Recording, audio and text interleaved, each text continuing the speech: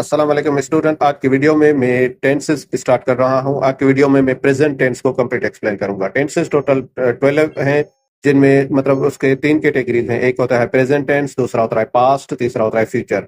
तो हम सबसे आज की वीडियो में मैं प्रेजेंट के चारों टेंसेस आपको क्लियर करूंगा इंशाल्लाह। तो वीडियो को स्टार्ट करते हैं। सबसे पहले है प्रेजेंट इंडेफिनिट टेंस। बोल रहा है this tense describes habits, general truths and permanent situations. ये ज़मान ऐसे जुमलों के लिए इस्तेमाल होता है जो आदत, रोजमर्रा के मामलात या मुस्तकिल हकायक को जाहिर करते हैं। ठीक है ना। और अब हम मजीद इसको कैसे समझेंगे। सबसे पहले इनके हेल्पिंग वर्ब्स देखो। ये जो हेल्पिंग वर्ब्स यूज होते हैं इसमें प्रेजेंट इंडेफिनिट टेंस में वो है डू एंड डज। ठीक है। और जो डू होता है वो यूज होता है, मतलब जो मुख्तलिफ हम देखेंगे कि डू कौन से प्रोनाउन से यूज होता है, डज कौन से प्रोनाउन से यूज होता है। तो डू जो यूज होता है आई से, वी से, यू से, दे से, और प्लूरल नाउन हो। अब प्लूरल नाउन से क्या मुराद है, जैसे हम बोल रहे हैं बॉयज, ठीक है, या हमको दो नाम ले लें जैसे अली एंड अकबर। इसी तरह से मतलब जब प्लूरल एक से ज्यादा नाम होते हैं ना तब डू यूज होता है। और डज कब यूज होता है, जब सिंगुलर नाउन हो या ही शी इट सिंगुलर नाउन के साथ। अकेला हम बोले अमजद, अकबर, इस तरह से कोई भी नाम हम ले लें तो तब डज यूज होता है। ठीक है। और ये डू और डज कब यूज करते हैं हम, जब कोई भी सेंटेंस जो है हम निगेटिव बनाए या इंट्रोगेटिव बनाए। ठीक है। ये बात याद रखना। सिंपल जो पहला सेंटेंस होता है, सिंपल बयानिया जुमला, उसमें हम डू और डज नहीं लगाते। डू और डज कब लगाते हैं, जब हम निगेटिव करें या इंट्रोगेटिव करें तब लगाते हैं। ठीक है। अब इसकी हम देखेंगे स्ट्रक्चर। जो प्रेजेंट इंडेफिनिट टेंस की स्ट्रक्चर है उसमें देखो, पहला जो पॉजिटिव सेंटेंस होता है उसमें सब्जेक्ट आता है। सब्जेक्ट कोई भी नाम होगा या प्रोनाउन में से कोई भी होगा। उसके बाद बेस वर्ब है। ठीक है। बेस वर्ब मतलब वर्ब की फर्स्ट फॉर्म, और फर्स्ट फॉर्म के साथ एस या ईएस जरूर लगेगा। और ये एस या ईएस कब लगेगा, ये जब हम ही, शी, इट या सिंगुलर नाउन यूज करते हैं ना तब हम क्या कर लगाएंगे, बेस वर्ब के साथ एस या ईएस लगाएंगे। बाकियों में नहीं, सिर्फ ही, शी, इट और सिंगुलर नाउन में।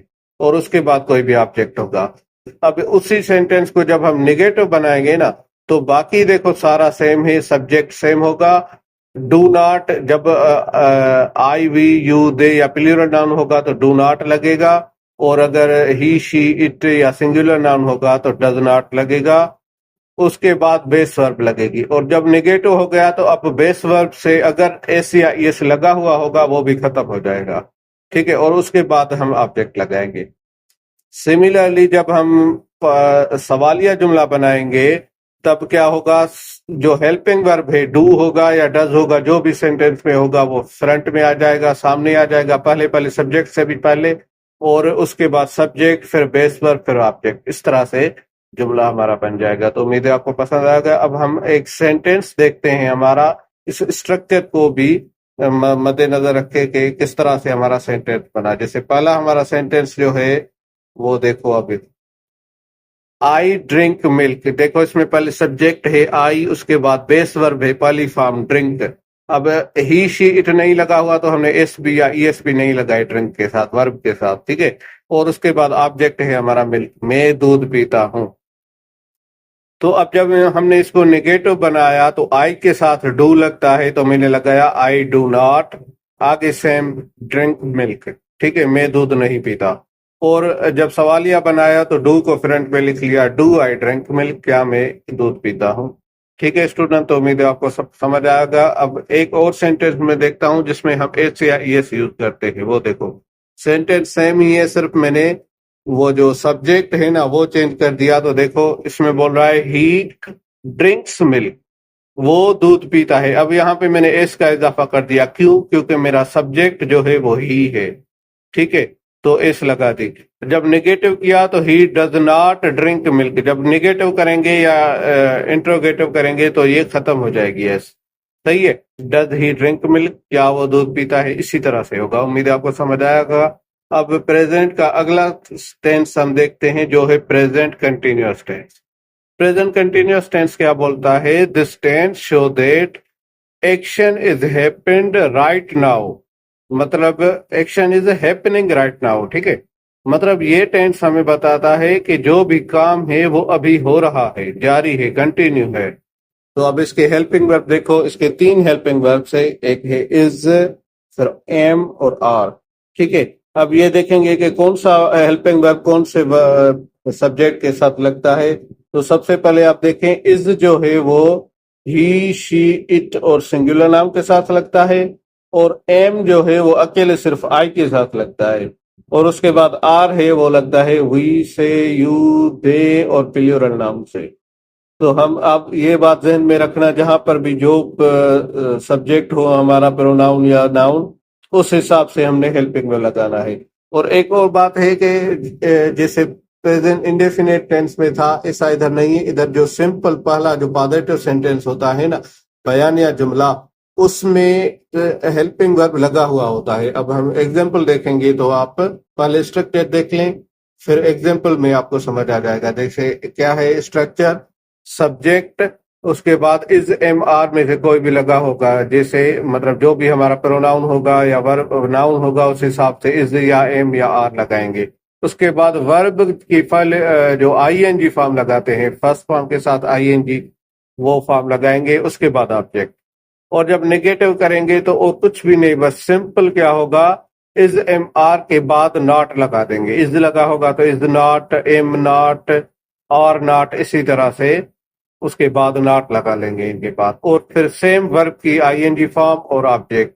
और जब सवालिया करेंगे तब सेम जो इज एम आर जो भी होगा वो सामने हो लिखेंगे, पहले लिखेंगे, फिर सब्जेक्ट, फिर वर्ब की आईएनजी फॉर्म, फिर ऑब्जेक्ट, इस तरह से। अब एक इसका भी एग्जाम्पल करते हैं तो उसमें आप समझ जाओगे। देखिए पहला हमारा एग्जाम्पल है, अब 3 ये सेंटेंसेस है, देख लें। मैंने अलग अलग बनाए हैं तीनों जो है वर्ब, हेल्पिंग वर्ब्स के।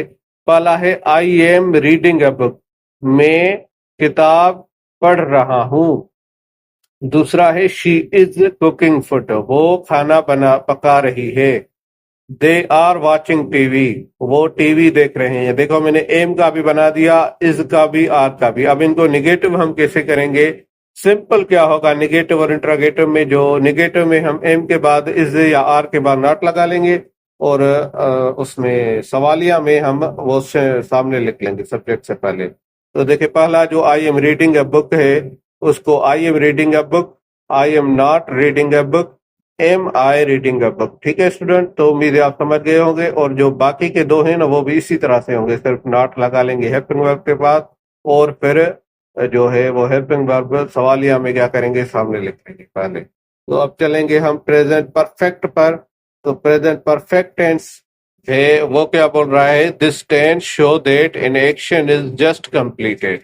मतलब प्रेजेंट परफेक्ट टेंस ये जमान बताता है ऐसा काम जो अभी अभी मुकम्मल हुआ हो, मतलब जो काम पूरा हो गया हो, उस काम के बारे में हम बात करेंगे, तो वो होगा प्रेजेंट परफेक्ट। इसके हेल्पिंग वर्ब्स क्या है? Have and has. 2 helping verbs हैं। जो हैव होता है वो आई, वी, यू, दे और प्लूरल नाउन के साथ लगता है, और जो हैज होता है वो ही, शी, इट सिंगुलर नाउन के साथ लगता है। और इसकी स्ट्रक्चर जो है वो है, सबसे पहले पॉजिटिव सेंटेंस जो है उसमें सब्जेक्ट, फिर हैव या हैज लगेगा, सब्जेक्ट जो भी होगा उस हिसाब से हैज या हैव लगेगा, फिर थर्ड फॉर्म ऑफ वर्ब लगेगी। याद रखें जहां भी परफेक्ट टेंस होता है ना, परफेक्ट का मतलब है थर्ड फॉर्म ऑफ वर्ब, तो उसके बाद ऑब्जेक्ट, सही है। और नेगेटिव में क्या होगा? सेम सब्जेक्ट, फिर हैज और हैव के बाद नॉट, और third form of the verb और ऑब्जेक्ट, ठीक है। इसी तरह से फिर जब सवालिया करेंगे तो हैज हैव फ्रंट में होगा, उसके बाद सब्जेक्ट, फिर थर्ड फॉर्म ऑफ वर्ब और फिर ऑब्जेक्ट, ठीक है। अब इसका एक एग्जाम्पल हम देखेंगे कैसे होता है। तो सबसे पहले एग्जाम्पल हमारे पास है, दोनों के मैंने बनाए हैं, हैव का भी और हैज का भी। पहला है sentence, I have eaten lunch, मैं खाना खा चुका हूं। अब इसमें देखो है आई लगाया था मैंने, जो सब्जेक्ट है तो मैंने हैव लगाया, आई हैव के साथ लगता है। और थर्ड फॉर्म ऑफ वर्ब ईट का ईटन लगाया मैंने, और उसके बाद लंच है। ठीक है, अब जब हैज का है जुमला, he has finished his homework, वो होमवर्क मुकम्मल कर चुका है। ठीक है, तो अब देखें, अब इनको जब हम नेगेटिव करेंगे और इंट्रोगेटिव करेंगे, जैसे पहला आई हैव ईटन लंच है, उसका क्या होगा, I have not eaten lunch. Simple, हमने हेल्पिंग वर्ब के बाद नॉट लगा लेंगे तो ये नेगेटिव हो जाएगा। और इसमें सवालिया में हैव आई ईटन लंच, क्या मैं खाना खा चुका हूं, तो इसमें हेल्पिंग वर्ब जो फ्रंट में हम सबसे पहले लिखेंगे तो ये सवालिया जुमला बन जाएगा। ये था हमारा प्रेजेंट परफेक्ट टेंस, तो उम्मीद है आपको समझ आ गया होगा। अब हम पढ़ेंगे प्रेजेंट परफेक्ट कंटीन्यूअस टेंस। ठीक है, तो इसमें क्या बोल रहा है, this tense show action that started in the past and is still continue. ठीक है, मतलब प्रेजेंट परफेक्ट कंटीन्यूअस टेंस क्या बोल रहा है कि ये जमान बताता है ऐसा काम जो पहले से जारी है और अब भी हो रहा है।